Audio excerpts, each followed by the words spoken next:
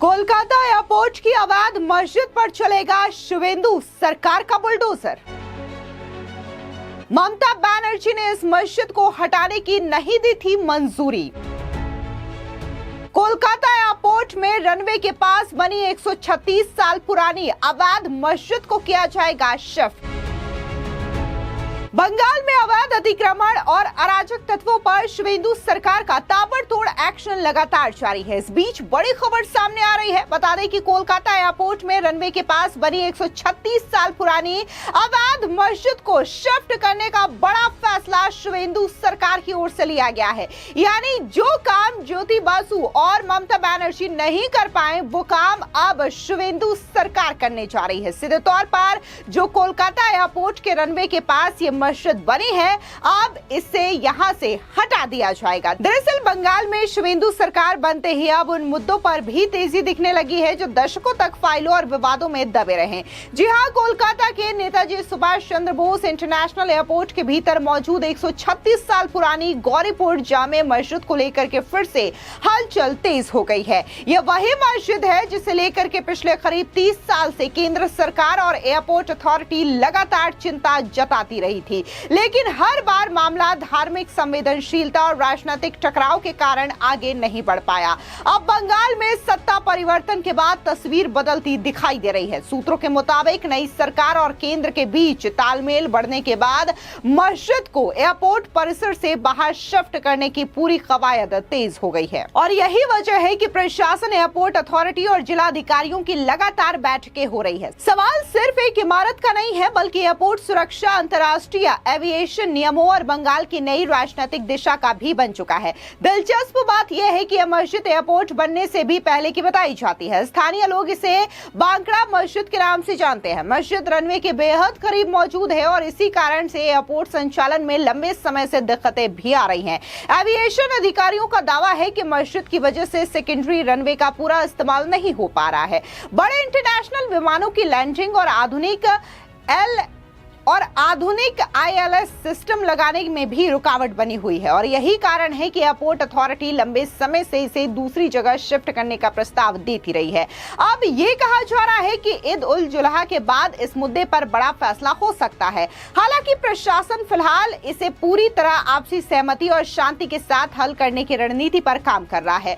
मस्जिद कमेटी से भी कई दौर की बातचीत हो चुकी है और अगले हफ्ते फिर से अहम मीटिंग होने की संभावना है। कोलकाता एयरपोर्ट के भीतर मौजूद यह मस्जिद सिर्फ धार्मिक स्थल नहीं बल्कि एयर ट्रैफिक ऑपरेशन के लिए भी बड़ी चुनौती मानी जा रही है। रिपोर्ट्स के मुताबिक यह ढांचा एयरपोर्ट की बाउंड्री वॉल से करीब 150 मीटर अंदर और सेकेंडरी रनवे से सिर्फ 165 मीटर की दूरी पर मौजूद है।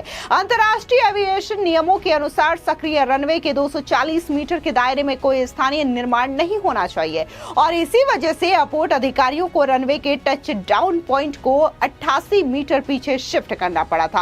हालांकि मौजूदा रनवे छोटे और मीडियम साइज के विमानों के लिए पर्याप्त है, लेकिन बोइंग 787 और एयरबस A330 जैसे बड़े विमानों के संचालन में परेशानी आती है। एयरपोर्ट सूत्रों का कहना है कि अगर यह बाधा हटती है तो कोलकाता एयरपोर्ट की इंटरनेशनल क्षमता और भी बढ़ सकती है। यही नहीं, कोहरे के दौरान इस्तेमाल होने वाला एडवांस ILS सिस्टम भी इस क्षेत्र में पूरी तरीके से इंस्टॉल नहीं हो पाया है। इससे सर्दियों में फ्लाइट ऑपरेशन प्रभावित होते हैं। अब ऐसे में सवाल ये उठता है कि आखिर 30 साल तक यह मामला क्यों अटका रहा। तो आपको बता दें कि एयरपोर्ट अथॉरिटी ने पहली बार इस मस्जिद को शिफ्ट करने का प्रस्ताव करीब 3 दशक पहले दिया था। उस समय ज्योति बासु की सरकार थी।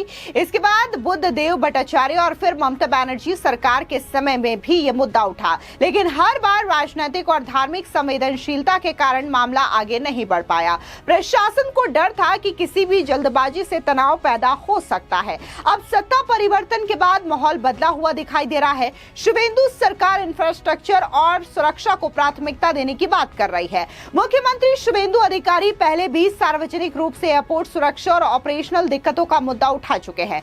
सूत्रों का दावा है कि केंद्र और राज्य के बीच समन्वय बढ़ने के बाद अब इस प्रोजेक्ट को गंभीरता से आगे बढ़ाया जा रहा है। साथ ही यह भी कहा जा रहा है कि मस्जिद कमेटी ने भी बातचीत में सहयोग का संकेत दिया है। कमेटी का कहना है कि वे एयरपोर्ट के विकास और अंतर्राष्ट्रीय सुरक्षा मानकों के खिलाफ नहीं है, लेकिन वे चाहते हैं कि पूरी प्रक्रिया सम्मानजनक और सहमति के साथ हो।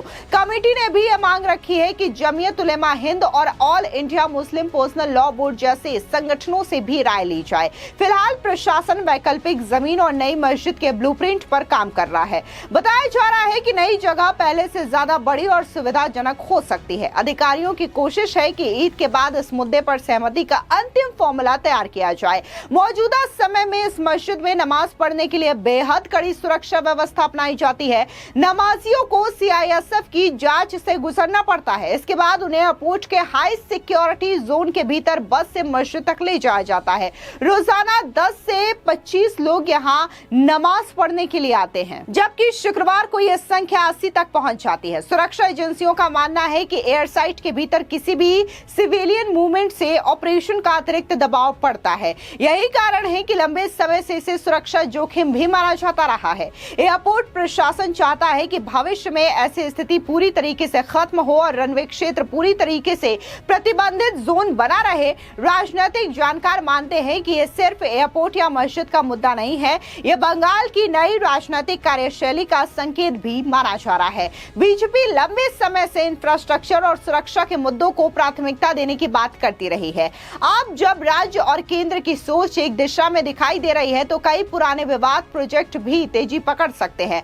हालांकि विपक्ष इस पूरे मामले को राजनीतिक नजरिए से भी देख रहा है। उनका कहना है कि धार्मिक मामलों में सरकार को बेहद संतुलन और संवेदनशीलता के साथ आगे बढ़ना चाहिए। आने वाले दिनों में ये मुद्दा सिर्फ प्रशासनिक नहीं बल्कि राजनीतिक बहस का बड़ा विषय भी बन सकता है। कुल मिलाकर के जिस तरीके से ये कोलकाता एयरपोर्ट के रनवे के पास जो मस्जिद बनी है, इसको हटाने की कवायद अब शुरू हो चुकी है और शुवेंदु सरकार इस मामले को गंभीरता से ले रही है। सीधे तौर पर शुवेंदु अधिकारी ने पिछले दिनों बकायदा ये कहा था कि कैसे बीजेपी सरकार जो है वो राज्य के विकास को लेकर के और भी ज्यादा ध्यान दे रही है। आप भी सुनिए क्या कुछ मुख्यमंत्री शुवेंदु अधिकारी ने कहा। उत्तर बंगा बार बार बीजेपी को सपोर्ट दिया, मोदी जी को हाथ मजबूत करने के लिए वोट दिया। 2009 से हमारी एमपी जीत रहा है पहाड़ में। उत्तर बंगा में काम करके हम लोग उत्तर बंग का जनता का जो आशीर्वाद पिछले कम से कम 1.5 दशक से मिल रहा है, उसका जो सपना है, जो उम्मीद है, वो पूरा करने का काम भारतीय जनता पार्टी का स्टेट गवर्नमेंट करेगा। उत्तर बंग में उत्तर कन्या को फुल फेजेड चालू करने का काम भी हम लोग करेगा। हर महीने चीफ मिनिस्टर को उत्तर बंग को मिलेगा। मैं यहाँ घूमने नहीं आऊंगा, काम करने के लिए आऊंगा और ज्यादा बात भी नहीं बोलूंगा, ज्यादा काम करूंगा। और जो हमारा नॉर्थ बंगाल का मिनिस्टर बना है, उन्होंने उत्तर कन्या में हर हफ्ते में पूरे एक दिन 9 से 11 बजे तक जनता दर्शन करेगा। 11 बजे से 1 बजे तक हर प्रोग्राम का रिव्यू करेगा एमपी एमएलए के एडमिनिस्ट्रेशन के साथ लेकर। 2 बजे से 4 बजे तक सब एमपी एमएलए के साथ हर हफ्ता मीटिंग करके उत्तर बंगाल में हर स्कीम को इम्प्लीमेंट करने का काम भारतीय जनता पार्टी का सरकार करेगा। और एक एम्स, एक आईआईएम, एक आईआईटी, एक कैंसर हॉस्पिटल उत्तर बंगो को बनाने के लिए जो संकल्प पत्र में है, उसका लैंड और 4 जिले में होगा, 1 जिले में नहीं। वो भी हम लोग करेगा। अभी हम लोग का काम है एमपी एमएलए के साथ एडमिनिस्ट्रेशन का लिया जो कर देना, सब सेंट्रल गवर्नमेंट का स्कीम चालू करना और पहाड़ में जीटीए में जो धांधली हुआ उसको इन्वेस्टिगेशन के द्वारा सब चोर को शिकंजा कसने का काम हम लोग करेंगे। फिलहाल इस पूरी खबर को लेकर के आपकी क्या राय है, कमेंट सेक्शन में जरूर बताएं। धन्यवाद।